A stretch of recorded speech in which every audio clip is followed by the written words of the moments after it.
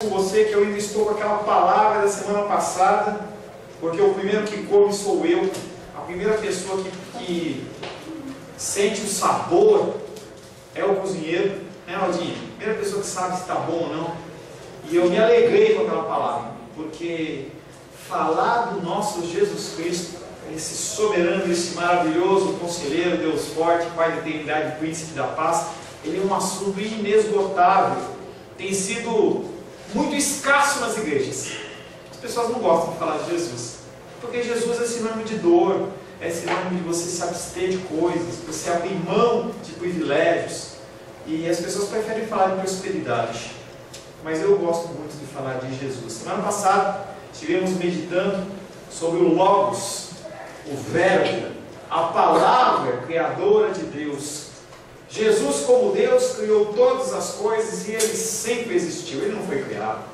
Se alguém falar para você que Jesus Cristo é a primeira criatura de Deus, torce o nariz, entendeu? Porque a pessoa está falando uma coisa que ela não sabe. Não julga ela não sabe. E você tem tido o privilégio de saber que Jesus Cristo, Ele sempre existiu. Deixamos na semana passada o versículo de João 1,3, que diz: tudo foi feito por intermédio dele, e sem ele nada do que foi feito se fez. Todas as maravilhas, tudo que foi criado a partir do nosso Senhor Jesus Cristo. Ele é a luz e a vida do mundo. Nele tudo subsiste. Além de ele ter criado tudo, as coisas apoiam-se nele. Como a minha tia no andador está apoiando no negócio, no andador, todas as coisas têm que se apoiar em Jesus. Ninguém consegue andar sozinho. Você pode até tentar andar sozinho, mas você tropeça a cara e fica jogado no chão prostrado. A gente tem visto pessoas que se perdem no meio da caminhada porque nunca conheceram o verdadeiro Jesus. Elas se apoiam em uma palavra, elas se apoiam em uma declaração, se apoiam numa carteirinha de igreja, num batismo que foi nada mais do que um banho de água, e são coisas que são exigidas na palavra, a declaração, a exteriorização da tua crença em Cristo e o batismo. Mas quando você faz isso de uma maneira negligente, apenas para cumprir um preceito, cumprir um mandamento, não vale coisa nenhuma. Nós temos que acreditar nesse Jesus que é verdadeiro. Nós devemos render graças a Ele. Jesus é o único que é digno, o Rei dos reis e Senhor dos senhores. Ele é o nosso amado. Quero convidar você a abrir a palavra de Deus em João. Nós vamos ler do verso 1 em diante. João, capítulo 1. Nós não vamos ler o capítulo inteiro, porque é um capítulo muito extenso. Mesmo que a Glenda ela fica me insistindo para me ler o livro inteiro, eu não vou ler o livro inteiro. 3 vezes. 3 vezes. 3 vezes. É engraçado quando a gente fala de leitura da palavra, porque quando os israelitas pegavam para ler a palavra, eles começavam de manhã e até acabar. E ninguém arredava o pé. Não tinha ar-condicionado, não tinha luz, não tinha cadeirinha estofada. E aí a gente ainda pergunta assim, por que eles eram o povo escolhido de Deus? Vamos lá. João capítulo 1, verso 1 em diante diz o seguinte: no princípio era o Verbo, e o Verbo estava com Deus, e o Verbo era Deus. Ele estava no princípio com Deus. Todas as coisas foram feitas por intermédio dele, e sem ele nada do que foi feito, sem ele se fez. A vida estava nele, e a vida era a luz dos homens. A luz resplandece nas trevas, e as trevas não prevaleceram contra ela. Houve um homem enviado por Deus, cujo nome era João. Este veio como testemunha para que testificasse a respeito da luz, a fim de todos virem a crer por intermédio dele. Ele não era luz, mas veio para testificar, para que testificasse da luz, a saber, a verdadeira luz que, vinda ao mundo, ilumina todo homem. O Verbo estava no mundo, o mundo foi feito por intermédio dele, mas o mundo não o conheceu. Veio para o que era seu, e os seus não o receberam.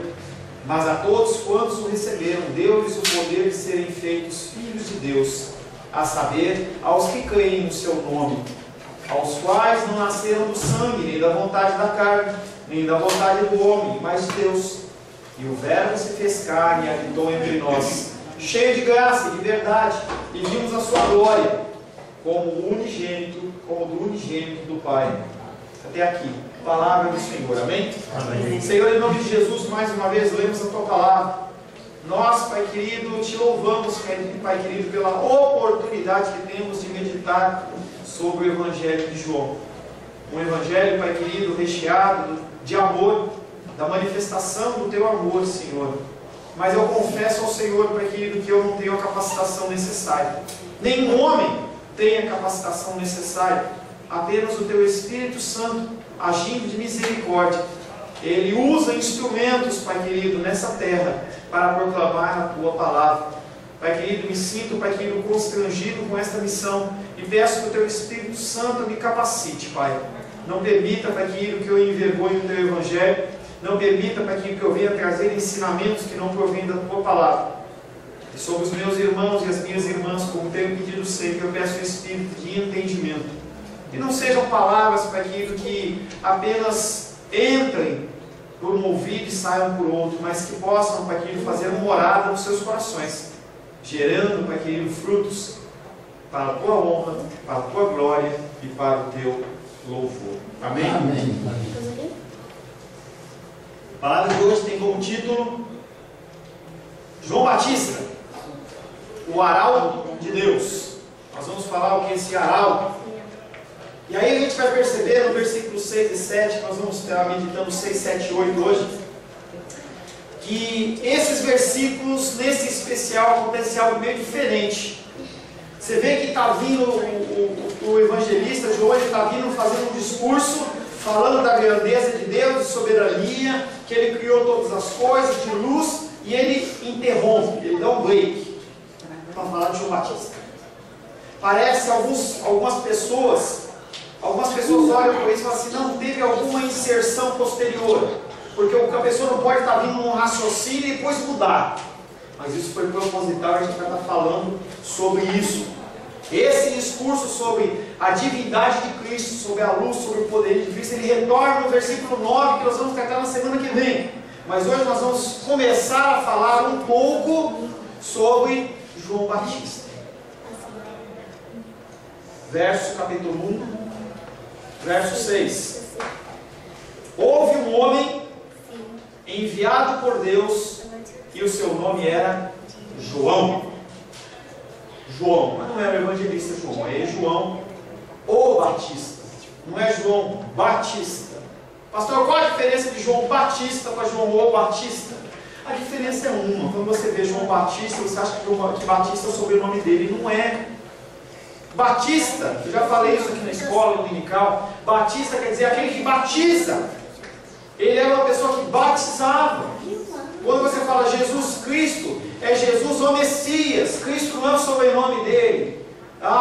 Maria Cristo, José Cristo, não. É o que ele fazia. As pessoas elas tinham esses nomes que faziam referência. Quando você vê Faraó, não é o nome dele. César não é o nome de César, está falando que ele é imperador. E no caso de João, ele é o Batista, era aquele que batizava. E ele batizava nas águas de arrependimento.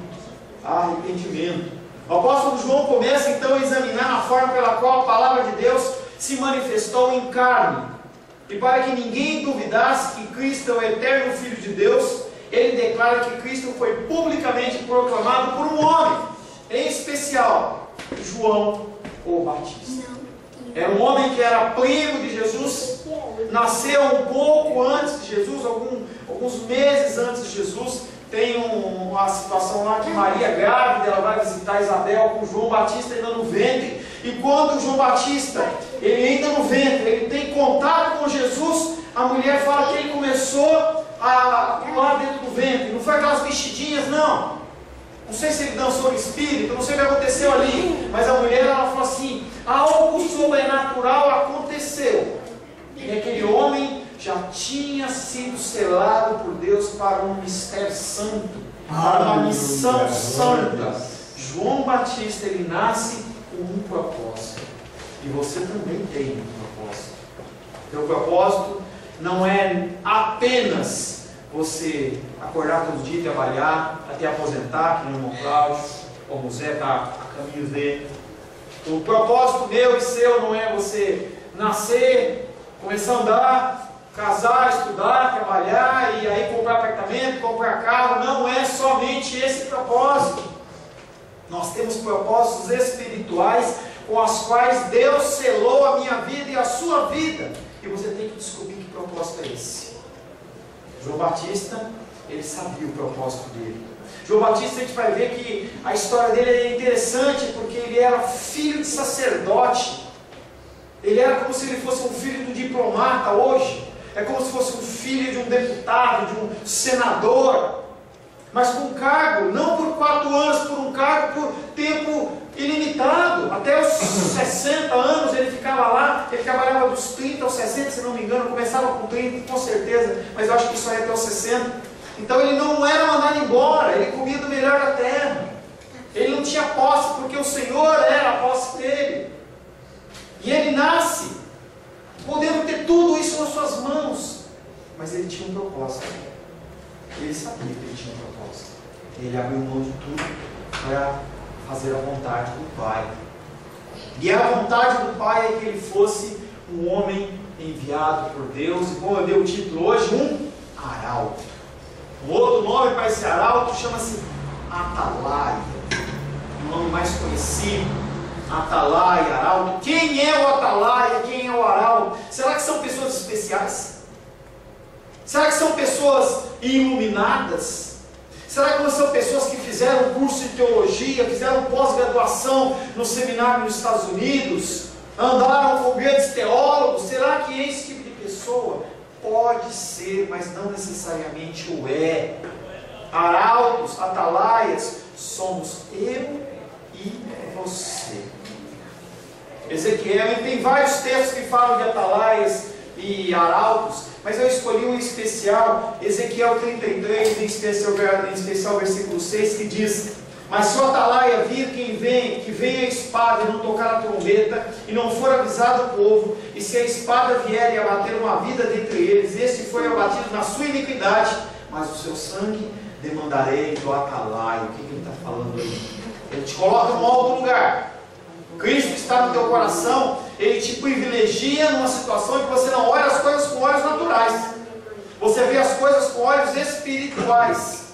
E a partir do momento em que você está vendo as situações, porque você é colocado num alto lugar, e você não alerta as pessoas das coisas que elas estão fazendo errada, que ela está andando por um caminho perigoso, mesmo que a pessoa esteja em erro, mesmo que a pessoa esteja em iniquidade, e ela morrer, o sangue vem sobre a sua cabeça. E isso é uma função dura do pastor, porque a gente vai olhar as pessoas e começa a ter afeição pelas pessoas. E às vezes você não quer chamar a atenção da pessoa, quer deixar correr a coisa.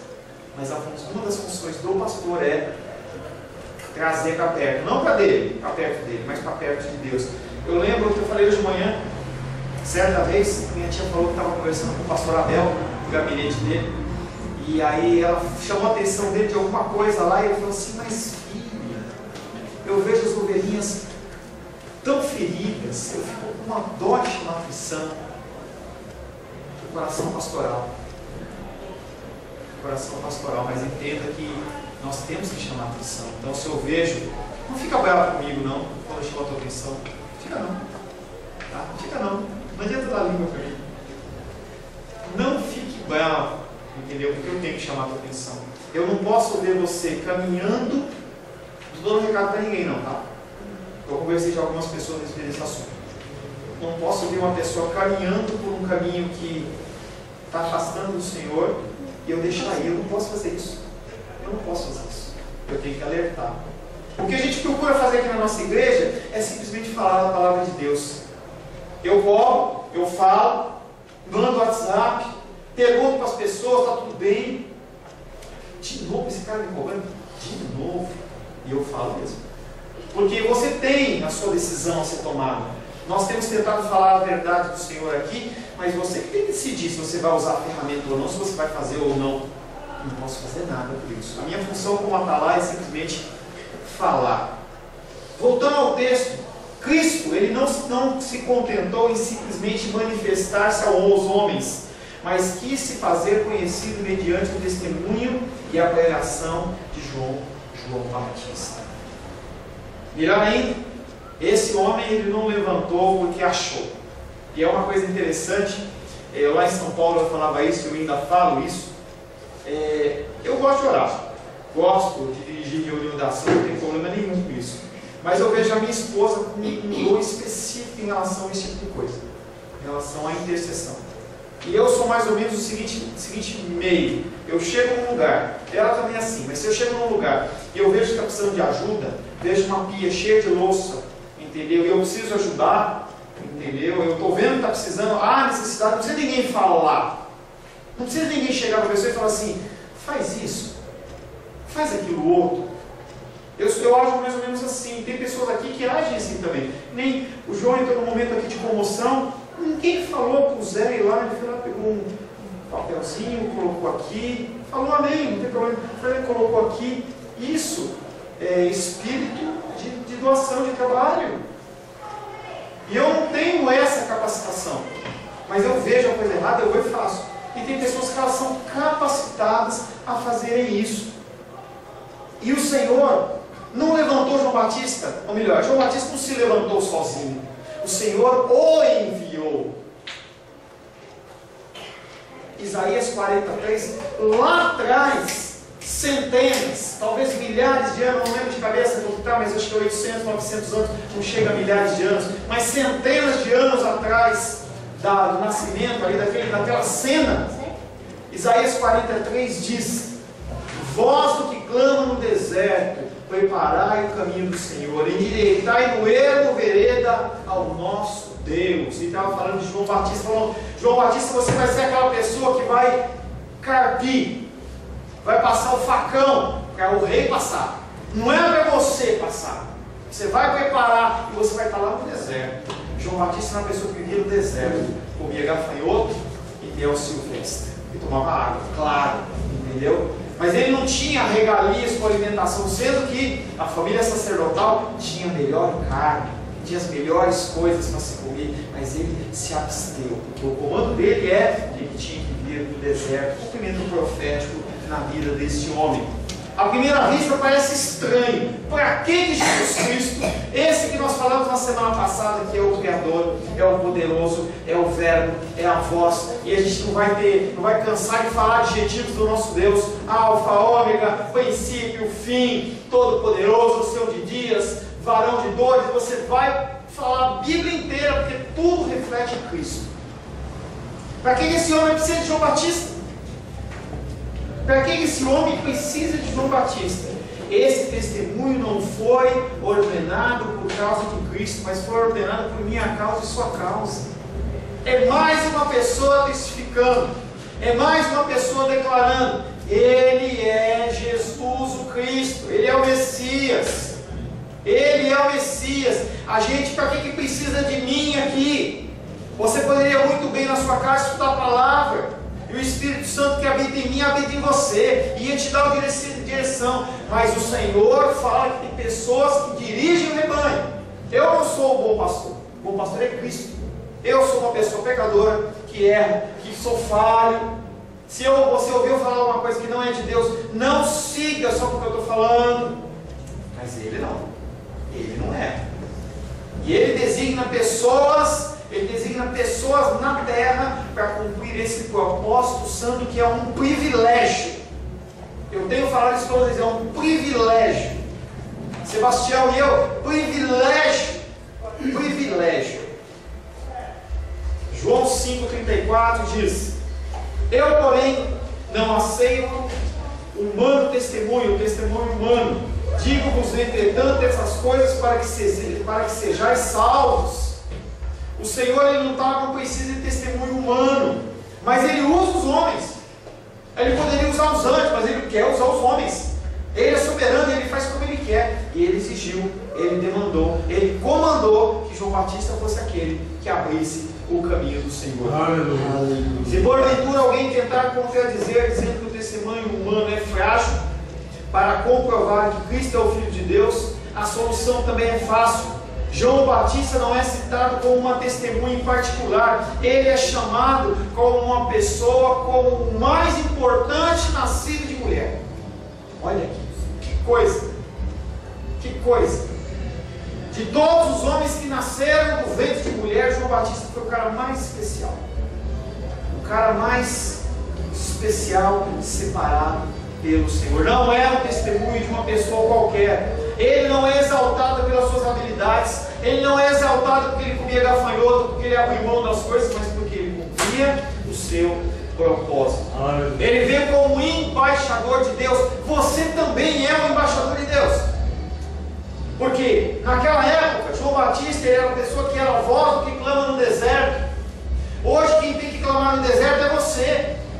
Porque Jesus Cristo está voltando, a gente canta. Jesus está voltando e Ele está voltando. Nós temos falado nas manhãs. Quem tem acompanhado a escatologia, Jesus Cristo está voltando.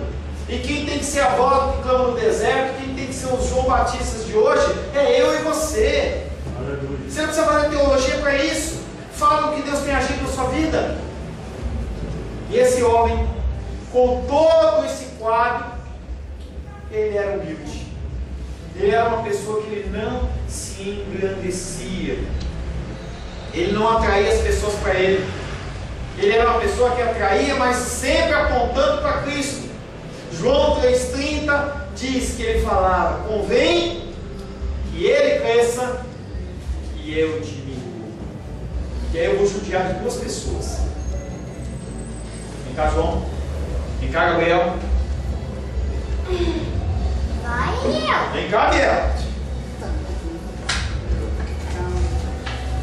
Vem cá, João. Não, fica em pé, fica em pé, fica em pé. Vem cá, vem cá, vem cá, vem cá.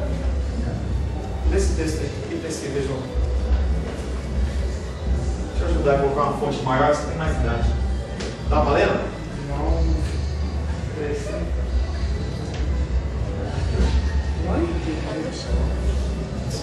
Chega de lá, vem cá. Consegue ler aí, não? Vai abaixo. Abaixa até você conseguir ler.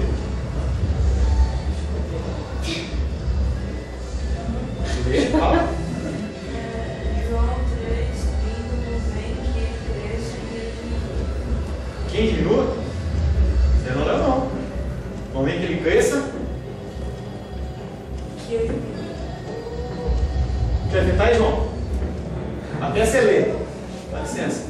Não precisa ler não, porque ele já leu o texto. Abaixa até você conseguir enxergar. Deixa eu tirar o maior aqui, senão fica muito fácil.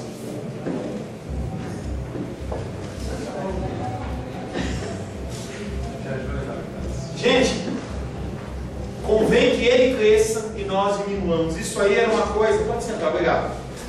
Tinha um reitor de uma grande faculdade, eu não lembro se era Harvard ou se era uma Mackenzie aqui em São Paulo, não lembro direito, mas o testemunho é verdadeiro. E esse homem, ele assumiu, ele era o deão da faculdade.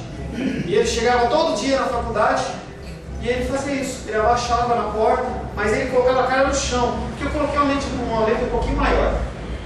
Uma letrinha pequenininha, ele abaixava. E as pessoas achavam estranho isso. Aquele homem que era um homem respeitado, com PhD, pós-graduação, doutorado. Por que esse homem ficava ajoelhando? E as pessoas entravam no gabinete e falavam assim: por que está baixo? Vai lá olhar. Ele entendia que mesmo ele sendo deão de uma grande faculdade, uma pessoa que é quase que venerada pelos títulos que possui, ele sabia que ele não era nada. Convém que ele cresça e eu diminua. Enviado por Deus, ele não se ensoberbece. Há pessoas que se promovem e se gabam ao dizer que são enviados por Deus. São aqueles que são chamados de ungido do Senhor. Eu não tenho problema de você falar isso de mim. Mas quando você se auto-fala, aí é complicado.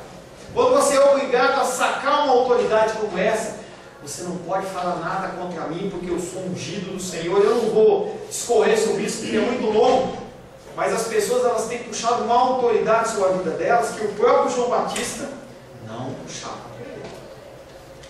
Essa função de ungido do Senhor é uma função daquele que primeiro apanha, daquele que tem que mais se abaixar.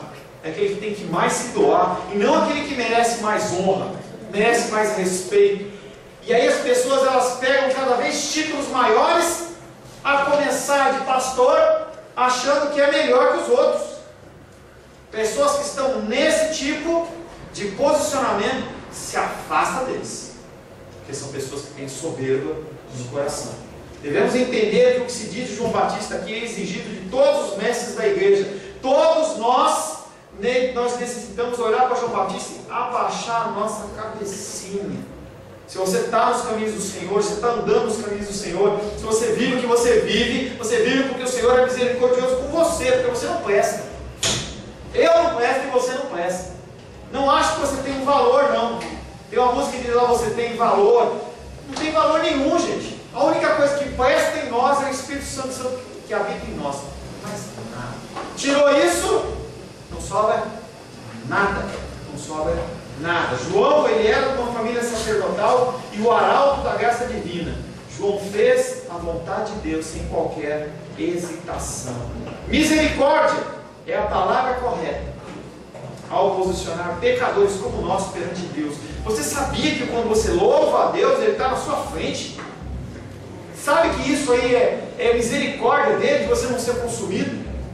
De você levantar as mãos aos céus e você dizer santo? Isso é misericórdia.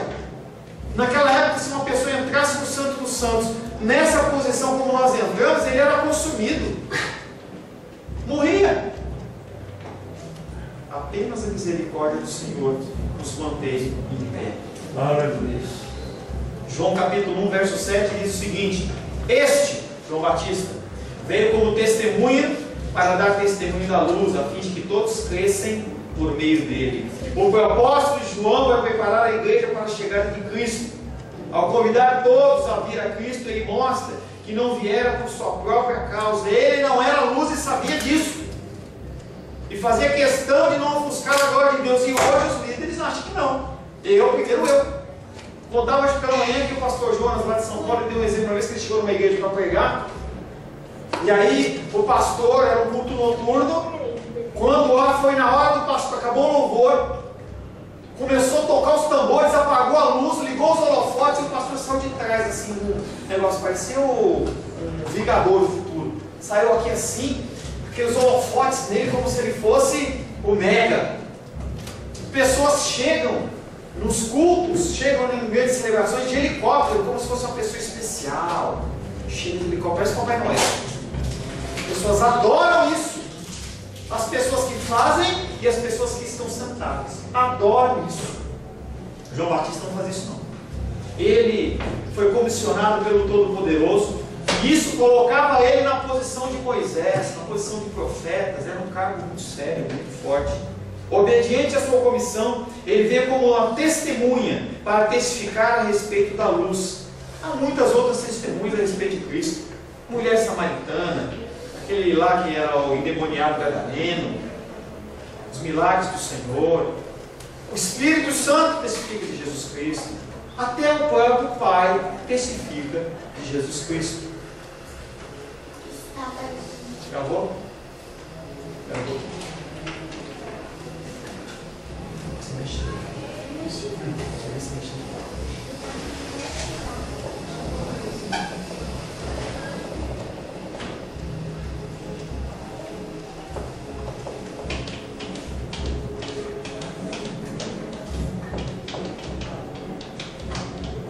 Mateus capítulo 3, verso 17 diz: E eis uma voz do céu que dizia: Este é o meu filho amado, em quem me comprazo, em quem eu tenho prazer. Até o Pai dá testemunho. Todos esses dão testemunho de Jesus. E Ele próprio dá testemunho, não dele. Ele dá testemunho da verdade, em concordância com o Pai. Não tinha nada que Cristo fazia sem estar em concordância com o Pai.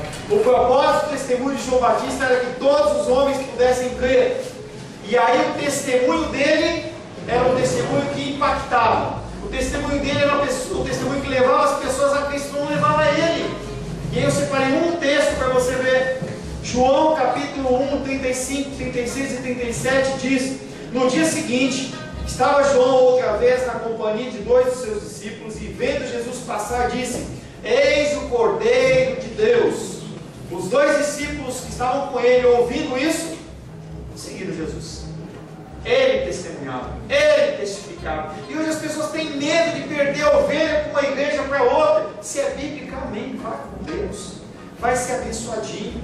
A gente tem uma família aqui que está congregando com a gente, vem de vez em quando, mora lá em Sobradinho, longe.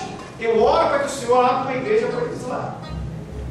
Tem uma aluna minha de N, que não está aqui, ela mora lá em Ceilândia, não tem como vir, não tem carro, quer vir, não pode. Eu quero que a pessoa encontre, e as pessoas ficam segurando.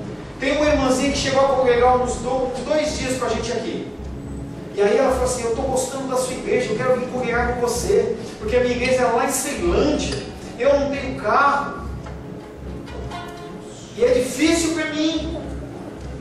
E aí aconteceu alguma coisa lá, que essa mulher nunca mais apareceu. Não sei se alguém chamou a atenção dela.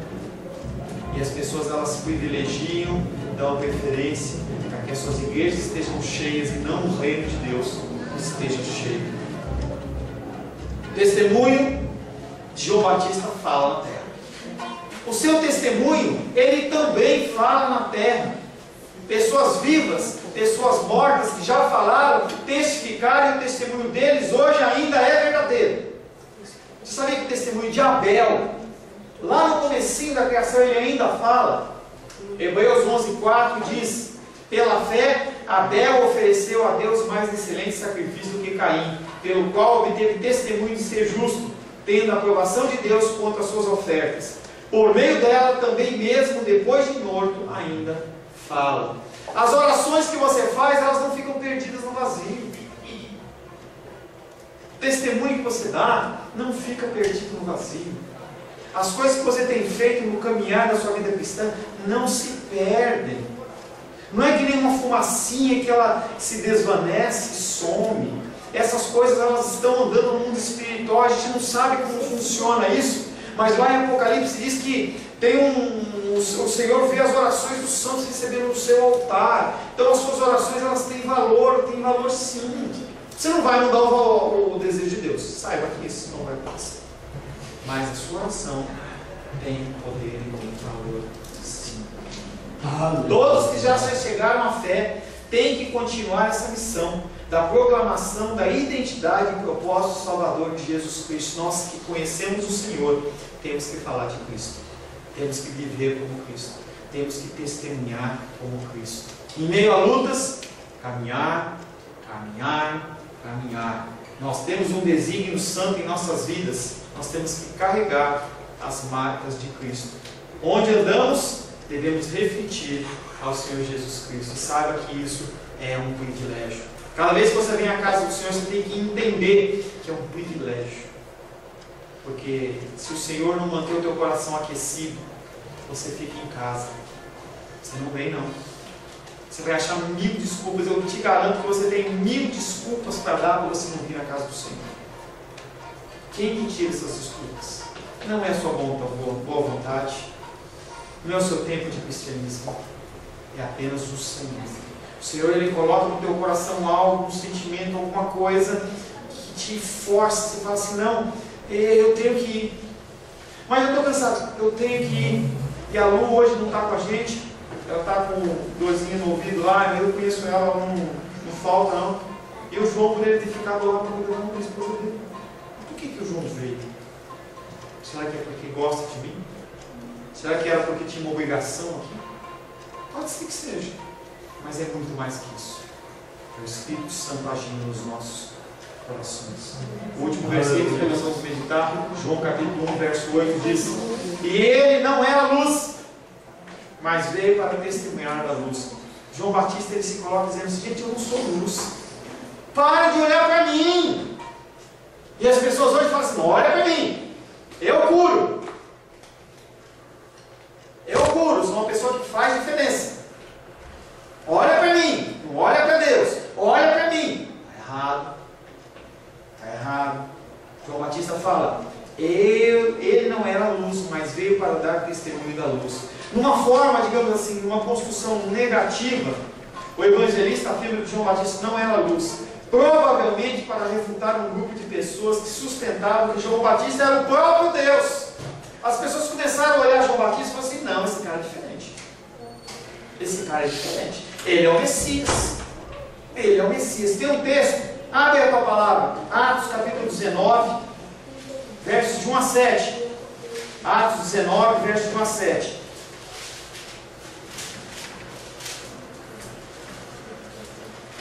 Pode ler, Seba? Posso? Por favor. Atos 19, de 1 a 7. Aconteceu que, estando Apolo em Corinto, Paulo, tendo passado pelas regiões mais altas, chegou a Éfeso e, achando ali alguns discípulos, perguntou-lhes: recebestes, porventura, o Espírito Santo quando crestes? Ao que lhes responderam: pelo contrário, nem mesmo ouvimos que existe o Espírito Santo. Então Paulo perguntou: em que, pois, fostes batizados? Responderam: no batismo de João. Disse-lhes Paulo: João realizou o batismo de arrependimento, dizendo ao povo que cresce naquele que vinha depois dele, a saber, em Jesus. Eles, tendo ouvido isto, foram batizados em nome do Senhor Jesus.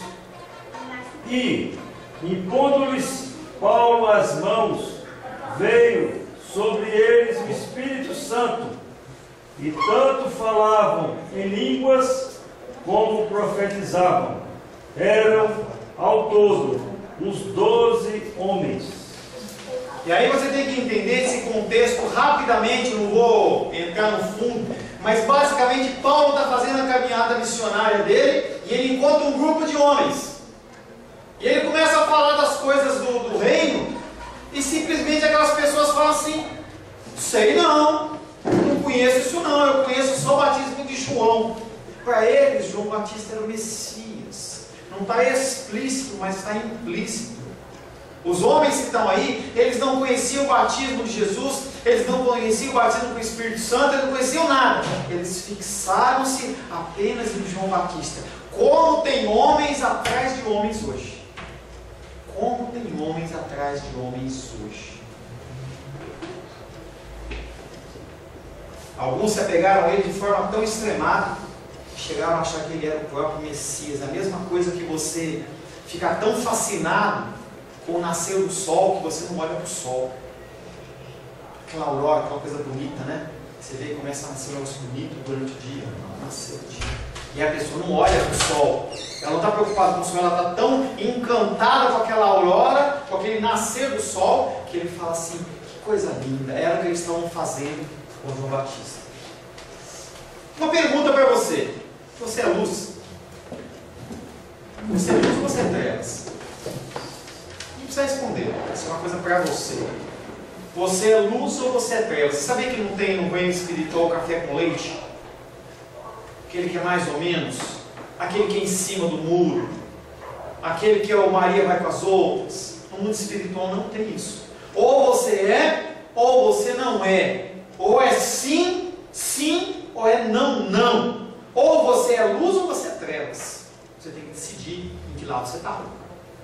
Porque muitas vezes você tem agido como trevas. Diz o Senhor, não Paulo, pastor. Você tem analisado sua vida? Você tira um tempo na sua semana para você ver o que você tem feito, o que você tem deixado de fazer? Não, pastor, mas eu fui batizado. Não quer dizer coisa nenhuma. Eu tenho carteirinha de igreja, eu dou o dízimo, eu frequento. Não quer dizer coisa nenhuma. Se você é trevas e você tem vindo na igreja e você não vai mudar e você vai continuar com esse coraçãozão duro, é melhor você viver no mundo. Tem certa feita na Bíblia, diz que Elias estava confrontando os profetas de Baal. Eram homens que adoravam outros deuses. E ele olha para aqueles homens, povo de Israel, e fala assim: vocês acreditam em Deus? Ou vocês acreditam em Baal? Você quer acreditar em Baal? Vai viver para Baal. Se você quer viver nas trevas, vá viver nas trevas. Para de jogar julgo sobre a sua vida. não venha na casa do Senhor. Fica na sua casinha. Vai ver o Silvio Santos, ver programa de Gugu, sei lá o que passa nessa hora. Entendeu? Vai lá ver o jogo do Flamengo, para no bar. Porque você tem que entender que você é luz ou é trevas. Você não pode andar nos dois caminhos, cocheando entre dois senhores. E a expressão cochear é você jogar o quadril para um lado, jogar o quadril para o outro, para um lado para o outro. Cada dia você está de um lado, você tem que decidir se você é luz ou se você é trevas. Você é luz. Definindo o sentido da palavra luz, pode-se afirmar que todos os santos são filhos, são luz do Senhor. Efésios capítulo 5, verso 8 diz: Pois outrora erais trevas, porém agora sois luz no Senhor. E aí o apóstolo Paulo fala: já que você é luz, anda como luz. Anda como luz. Para de andar como trevas. Somos luz no sentido em que, iluminados pelo Espírito Santo, não só somos vistos, mas também por meio do nosso exemplo, dirigimos outros ao caminho da salvação. Os apóstolos também são chamados de luz, porque são castiçais especiais no Evangelho, dispersando as trevas do mundo. Mateus 5,14 fala dos apóstolos: vós sois a luz do mundo. Não se pode esconder a cidade edificada sobre um monte. Não tem como você ter Jesus Cristo no seu coração, o Espírito Santo agindo na tua vida e você não brilhar. E antigamente tinha os lampiões. O cara não coloca o lampião debaixo da cama, ele coloca no lugar alto para iluminar. O que você está esperando para falar do amor de Cristo? O que você está esperando? A diferença da nossa luz e da luz de Cristo, e sabe que você não é luz, você tem a luz, é diferente. A diferença entre da nossa luz e a luz de Cristo é que Ele é a fonte. Dele emana toda a fonte de luz, porque tudo foi criado por Ele, para Ele e por intermédio dele. Ele é a única e eterna fonte de iluminação. E na glória, na cidade celestial, lá em Apocalipse 22:5 diz: então já não haverá noite, nem precisam eles de luz de candeia, não precisam de luz de lampião, nem da luz do sol, porque o Senhor Deus brilhará sobre eles e reinará pelos séculos dos séculos. Amém. João Batista, um homem nascido de ventre de mulher, chamado por Jesus Cristo como o maior. Ele nunca ousou atrair outros a si mesmo. Ele sabia que ele era apenas uma ferramenta e que ele tinha o privilégio de ser usado por Deus. Pessoas hoje pensam que são a luz e com títulos suntuosos atraem pessoas para si e para os seus ministérios. Nós temos que nos humilhar debaixo da potente mão de Deus. E como João Batista, nós temos que declarar: convém que ele cresça e eu diminua. Feche seus olhos. Senhor Deus, agradecemos pela palavra de hoje, Senhor. Nós temos nos inflado, nos inchado no nosso próprio ego, Deus. Nós achamos que nós somos melhores, nós achamos que nós somos especiais, que o Senhor nos escolheu porque há algo de bom na nossa vida. Nós achamos que nós somos escolhidos porque nós somos bons pais, porque nós trabalhamos, porque nós não andamos jogados na rua, não bebemos, não fumamos, não usamos drogas. Nós achamos que nós somos melhores, mas na verdade, Pai querido, a palavra que manda, a palavra que comanda as nossas vidas chama-se misericórdia. Essa palavra de hoje, Pai querido, vem falar de um homem, João Batista. Um homem, Pai querido, que abriu mão de tudo para cumprir o seu desígnio e o seu propósito. Nós também queremos, Pai querido, cumprir o propósito do Senhor. Para isso nós precisamos do Teu Espírito Santo mais e mais. Dirige-nos, Pai, no caminho. Dirige-nos, Pai querido, nas decisões. Dirige-nos, Pai querido, para que nós possamos caminhar em direção ao alvo. O alvo que chama-se Jesus Cristo. Sem o Senhor, Pai querido, como Moisés falou no livro de Êxodo, não nos faça sair desse lugar se a presença do Senhor não for conosco, Pai. Entregamos a nossa vida nas tuas mãos, em nome de Jesus. Amém. Glórias ao Senhor.